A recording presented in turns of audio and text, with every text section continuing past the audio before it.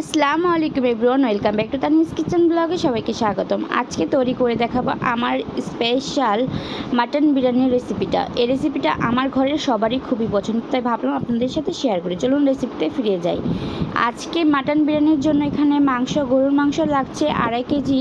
তারপর এর মধ্যে দিয়ে দিয়েছি 2 টেবিল চামচ আদা বাটা, 2 টেবিল চামচ রসুন বাটা, তারপর দিয়েছি বাদাম বাটা, কিশমিশ বাটা, তারপর দিয়েছি এখানে পেঁয়াজ বেরেস্তা, লবণ, শুকনো গুঁড়ো মরিচ, তারপর আস্ত কাঁচা মরিচ, তেল, তারপর কিছু গরম মশলা দিয়েছি এখানে, তেজপাতা, লং, দারচিনি, এলাচ, গোলমরিচ, তারপর দিয়ে দিয়েছি রাঁধুনি রেডিমিক্স মশলা।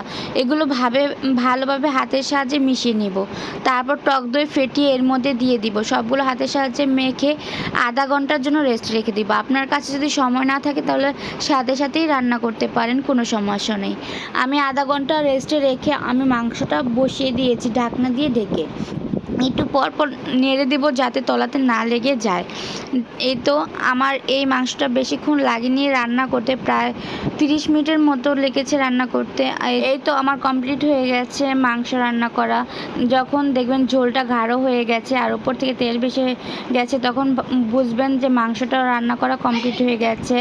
আমার রেসিপিটা ফলো করে একবার হলেও ট্রাই করবেন বাড়িতে।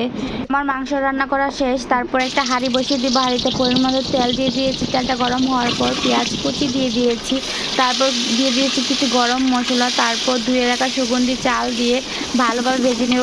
ভাজার কারণে বিরিয়ানিটা খুব ঝরঝরা হবে। তারপর ভেজে নেওয়ার পরে পরিমাণ মতো পানি দিয়ে দেবো। পানির মধ্যে অর্ধেক বিরিয়ানি মশলাটা দিয়ে দিব। এর কারণে কালারটা সুন্দর আসে পোলার মধ্যে। তারপর দিয়েছি গুঁড়ো দুধের কারণে ফ্লেভারটাও ভালো আসে, খেতেও দারুণ লাগে। পানিটা যখন শুকিয়ে যাবে তখন এর মধ্যে মাংসগুলো দিয়ে দিব।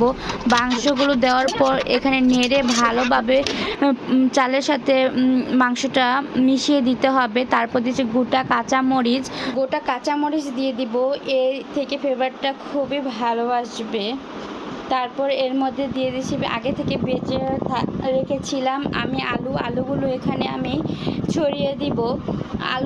যারা আলু পছন্দ করেন তারা আলু দিবেন, আর যারা না পছন্দ করেন তারা আলু না দিলেও চলবে। কিন্তু আমার কাছে বিরিয়ানির আলুটা খুবই ভালো লাগে, আমার ঘরের সবাই খায়, তাই আমি এখানে আলু দিয়েছি। আলুটা চেষ্টা করবেন একটু তেলের মধ্যে ভেজে দিতে। আমি এখানে আলুটা তেলের মধ্যে ভেজে দিয়েছি। তারপর দিয়েছি কিছু আলু বোখরা। আপনারা আলু বোখরা দিলেও হবে, না দিলেও হবে। এখানে আমি আলু বোখরার পর দিয়ে দিচ্ছি ঘিটা, যে বিরিয়ানির স্বাদটা দ্বিগুণ করে তোলে আর গ্রানটাও অনেক সুন্দর আসে ঘিয়ের। তারপর আমি এখানে দিয়ে দিব পেঁয়াজ বেরেস্তা দিলে সুন্দর দেখতে পাচ্ছেন আমার বিরিয়ানিটা কত সুন্দর হচ্ছে। আমার বিরিয়ানিটা যদি ভালো লাগে লাইক কমেন্ট শেয়ার করে দেবেন। অবশ্যই পেজে নতুন হলে পেজটি ফলো করে দেবেন। আমি ঢাকনা দিয়ে প্রায় 10 মিনিটের জন্য দমে রেখেছিলাম। দেখতেই পাচ্ছেন আমার বিরিয়ানিটা কত ঝরঝরা হয়েছে আর খেতেও দারুণ হয়েছিল। ভালো লাগলে লাইক কমেন্ট শেয়ার করুন। আসসালামু আলাইকুম।